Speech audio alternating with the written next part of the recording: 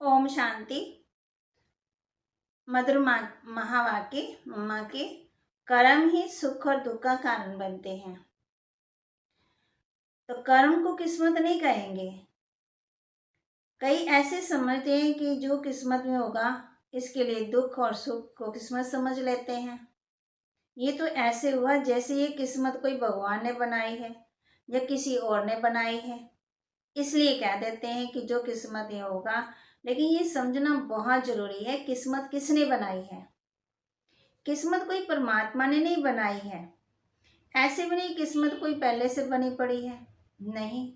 ये दुख व सुख जो मनुष्य भोगता है, उस दुख सुख को बनाने वाला भी मनुष्य ही है, क्योंकि कर्म करने वाला मनुष्य है। सारी रिस्पॉन्सिबिलिटी किस पर है? अपनी हो गई ना। जो करनी सो भरनी, ये तो कॉमन कहावत है। और जो करेगा सो पाएगा। गीता में भी वर्णन है कि जीव आत्मा अपना ही मित्र है और अपना ही शत्रु है। ऐसे नहीं कहा कि मैं तुम्हारा शत्रु हूं, मैं तुम्हारा मित्र हूं। नहीं, जीव आत्मा अपना शत्रु और अपना मित्र है। इसलिए अपने साथ मित्रता और अपने साथ शत्रुता, दुख और सुख करने वाला खुद मनुष्य हुआ। तो ये बात इतनी स्पष्ट है कि दुख सुख का रिस्पॉन्सिबल मनुष्य खुद अपने आप है। इसलिए जब किसी भी रूप में दुख आता है तो उसको भगाने की कोशिश करते। कोई लड़ाई झगड़ा खड़ा हो जाता तो उसको खत्म करने की कोशिश करते। इसमें भी किसी न किसी के अकाले मृत्यु हो जाता तो दुख होता, तो समझते पता नहीं मेरे साथ क्यों ऐसा हुआ। फिर उसी जोश में आकर के भगवान को गाली भी देने लग पड़ते। अभी तुम्हारे आगे जो बातें आई है ना, ये किया किसने? ये अकाले मृत्यु जो आया, ये रोग आया, रूप में दुख आया, क्या भगवान ने किया? ये लड़ाई झगड़े संसार में इतने दुख के कारण है कि भगवान ने किए? अरे भगवान जिसको दुख हरता सुख करता कहते हैं, उसके लिए जब कोई दुख आता है तो उनको याद करते हैं। शरीर में कोई रोग आता है तो कहते हैं भगवान, दुख में उनको याद ही करते हैं। अगर उसी ने दिया तो जो दुख देने वाला है उसको क्या करना चाहिए फिर? बताओ भला, ये भी सोचना चाहिए कि दुख के समय ये याद आता है उसके लिए, तो ये भी नहीं कह सकते कि दुख उसने दिया। ये तो समझने की बात है ना। जब याद करते हैं तो जरूर उनका संबंध हमारे साथ कोई दूसरी बात का है, ना कि दुख देने का है। इससे सिद्ध होता है कि दुख का कारण अथवा उसका रिस्पॉन्सिबल कोई और है। उसमें भी कोई तीसरा तो है ही नहीं है। एक मैं, दूसरा मेरा रास्ता, बस दो ही चीजें हैं। एक में उनकी रचना या उनकी संतान को हो, या दूसरा बाप, तो ये बाप रिस्पॉन्सिबल हुआ जब मैं रिस्पॉन्सिबल हुआ। लेकिन जब मेरे पास दुख आता है तो मुझे दिखाई ऐसे पड़ता है जैसे इस रास्ता ने ही मुझे दुख दिया है। अंदर से लगता है भी है कि वो मेरा सुखदाता है। जैसे सुख के लिए सहारा मांगते हैं ना, कि भगवान मुझे सुख दो, मेरे दुख हरो, भगवान मेरी आयु बड़ी करना। देखो आयु, भगवान उसको, कई बार कोई बच्चा ऐसा होता तो कहते हैं भगवान इसको सू मत देना, तो मत भी उनसे मांगते। किसी बात से जब कुछ दुख व कष्ट होता तो कष्ट में याद भी उसको करते, उसकी मांग भी उससे करते। जब उससे मांग करते हैं तो जरूर वह उसका दाता है और वही हमको सुख देने वाला है। माना इन सब बातों का इलाज केवल उनके पास ही है। ऐसे से याद नहीं करते इनके पास इलाज है। तो ये अब भी हमारी जो हैबिट चलती है, भले जानते या नहीं जानते, लेकिन भगवान को दुख के समय याद जरूर करते हैं। कोई भी बात होती है तो मुख से निकलता ओ माय गॉड। भले कोई जाने ना जाने वह गॉड क्या है कौन है, पर मुख से निकलता तो जरूर है परमात्मा, वाहेगुरु, अल्लाह, ईश्वर, प्रभु।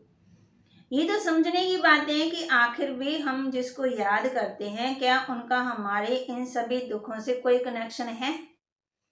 क्या वह दुख का दाता है या उसका कनेक्शन सुख देने से है? तो ये हमारी याद से सिद्ध हो जाता है।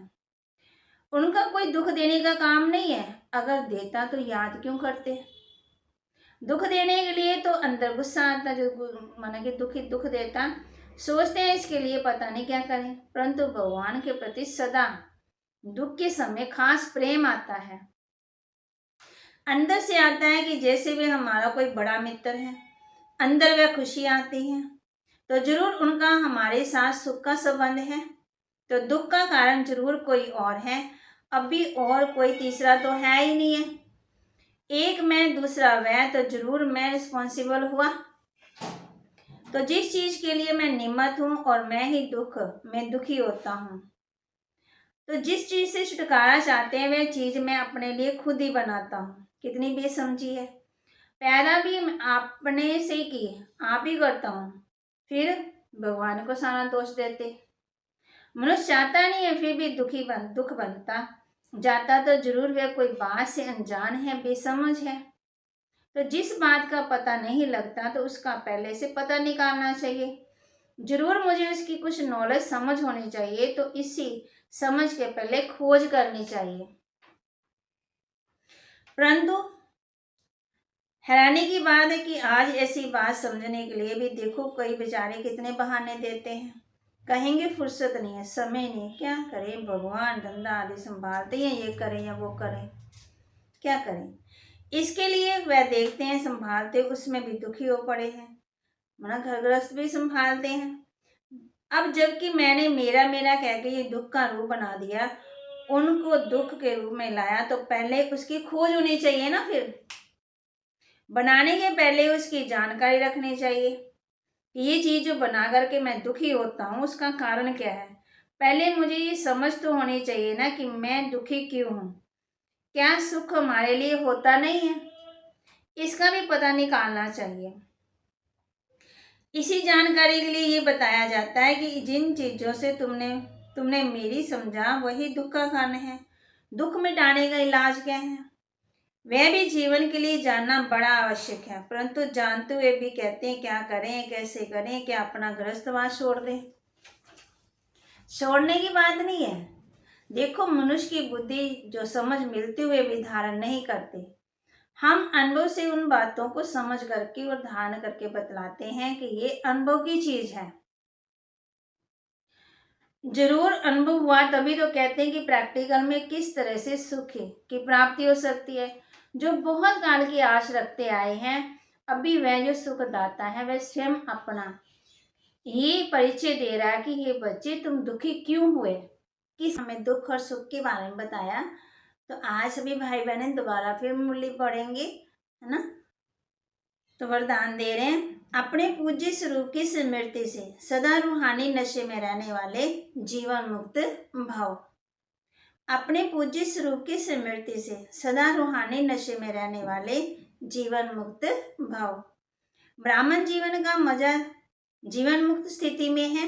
कर्म भी करें लेकिन कर्म के बंधन में ना फंसे। जिन्हें अपने पूज्य स्वरूप की सदा स्मृति रहती है, उनकी आंख सिवाय भाव की ओर कहाँ भी डूब नहीं सकती। पूज्य आत्माओं के आगे स्वयं सब व्यक्ति और वैभव झुकते हैं। पूज्य किसी के पीछे आकर्षित नहीं हो सकते। देह संबंध पदार्थ व संस्कारों में भी उनके साथ मन बुद्धि का झुकाव नहीं रहता। वे कभी किसी बंधन में बंध नहीं सकते, सदा जीवन मुक्त स्थिति का अनुभव करते हैं। स्लोगन, सच्चा सेवाधारी वह है जो नियमित और निर्माण है। सच्चा सेवाधारी वह है जो नियमित है, निर्माण है।